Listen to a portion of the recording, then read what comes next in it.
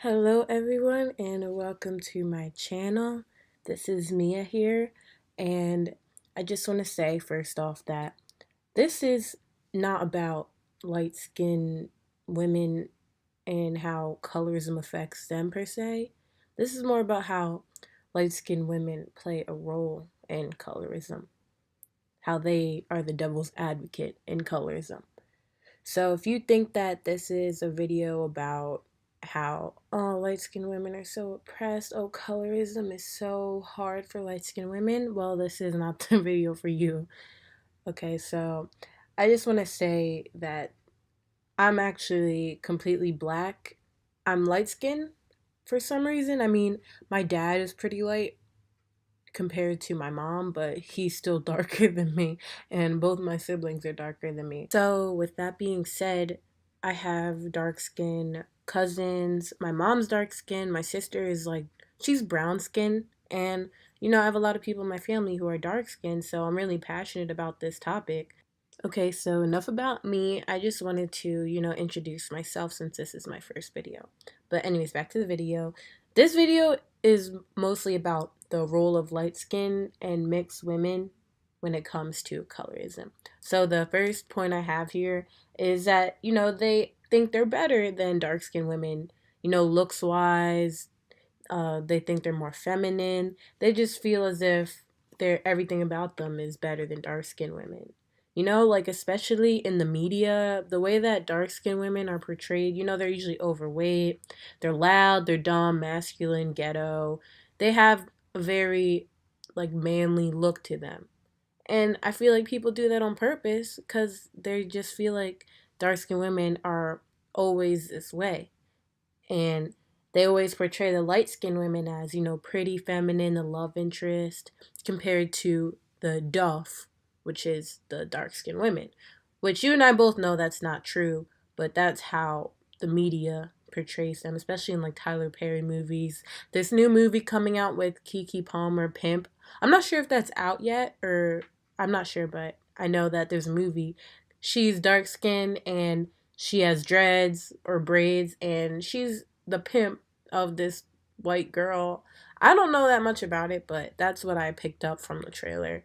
And of course, I'm not going to see that because dark skinned women don't need this type of negative representation anymore because there is plenty of it.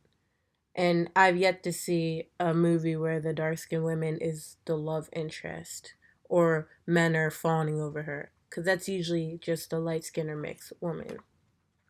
And especially celebrities like Cardi B, Nicki Minaj. You know how Cardi B called, dark skinned women roaches, she's light skinned and pretty and all that. Yeah, that just adds fuel to the fire because a lot of people are watching and listening to these people, and they're saying that dark skinned women are all these things. So, of course, that they're going to start to believe that. And that's just not okay. So the next point I have here is, light skin and the whole good hair situation. People always equate that good hair, quotes, with light skin or biracial women. And I think I want to do another video just about, hair. Because I know there are light skinned women who have 4C hair, biracial women who have 4C hair. So, anyways, they always give this whole negative kind of view to women with 4C hair, which is usually dark skinned black women. They always say that the hair is nappy, that dark skinned women are bald, that it's ugly, and they always have negative comments to make about dark skinned women and their hair. And this also kind of plays in with the whole hijack of the natural hair movement because originally it was about how girls with extremely kinky, coily hair felt insecure when they were younger, so they had it permed. And then they really found themselves and realized that they wanted to wear out their natural hair because, relaxers and perms are extremely unhealthy. It's chemicals, it's not good for your hair. So these women would transition their hair for a period of time or just do a big chop. And, the movement was about celebrating their hair that grows naturally out of their heads. So, with that being said, a lot of, of course, everyone has their own struggle, and people with looser curls also permed their hair and had a journey and all that. But in reality, looser curls are more widely accepted, quotes, than 4C afro hair because people just believe that it looks better for some reason. So all these, curly hair shampoos, conditioners, products in general on commercials, it's usually a light skinned woman with loose curls, like what people consider to be good hair. And a lot of dark skinned women felt like they were being replaced because they were the ones who started the whole movement just for light skinned and biracial women to be the new face of it. And that's a problem. Also, biracial women, this is strictly for biracial or mixed women, not for light skinned women, because obviously there are light skinned women who are not biracial, me, but biracial women who are mixed with black or African American, in my book at least, are not considered black to me, because if they're black and white, no one calls them white. It's kind of bringing back the one drop rule, which is racist. So I believe that biracial or mixed women are just biracial or mixed. But anyways, back to what I was saying. There's erasure of dark skinned women in the media, so there's these black characters played in movies, and they're played by racially ambiguous looking women. Like a woman she looks black, she could be Hispanic, she could be Asian, like that. Like she looks like she could be anything. And they're playing these black women in a lot of movies. Like for example, The Hate You Give, Amanda Steinberg, whatever the heck her name is, she played the main character, which if you look on the book, it was a dark skinned woman with 4C hair. But in the movie, she's light skinned.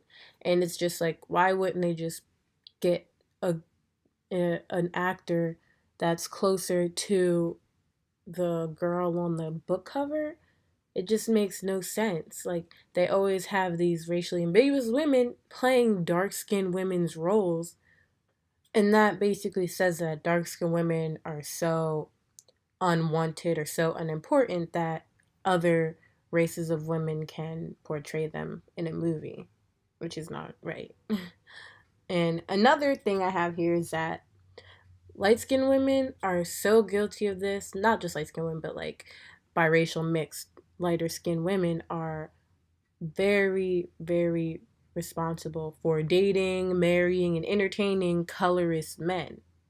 It makes no sense to me why a light skinned or biracial woman would want to be with a man who fetishizes their skin tone.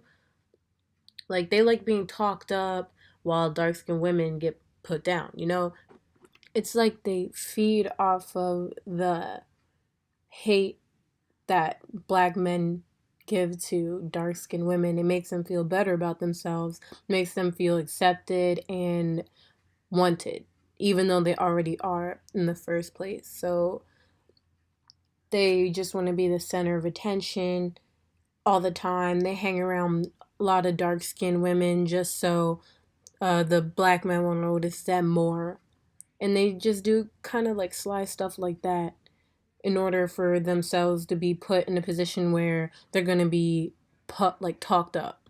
Like in school, light skinned girls will watch dark skinned boys bully the dark skinned girls, talking about how she's ugly, how her skin is too dark. And these light skinned girls will join in or not say anything because they don't want to be targeted and they want to feel like they're better. A lot of light skinned women want to act like the colorist men that are talking about their skin tone and how it's better. They act like it's a problem, They act like they care. They're like, oh yeah, um, you know, colorism is such a big problem. Black guys are always coming up to me saying how much they love my skin tone, and it's hard. Like, no, don't even play that. light-skinned women love the attention. And that right there contributes to why colorism still exists, because they don't want to give up that privilege, just like white people don't want to give up their privilege. It's the same concept.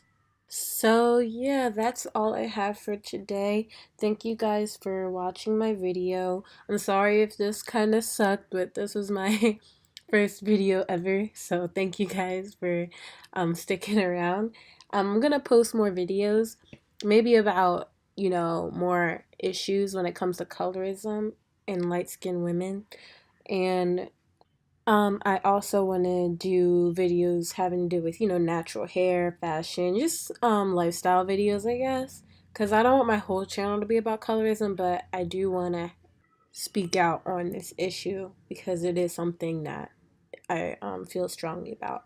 So, yeah, thank you guys so much. Make sure you like, comment, subscribe, whatever you want to do. And I hope you guys have a great day. Bye, guys.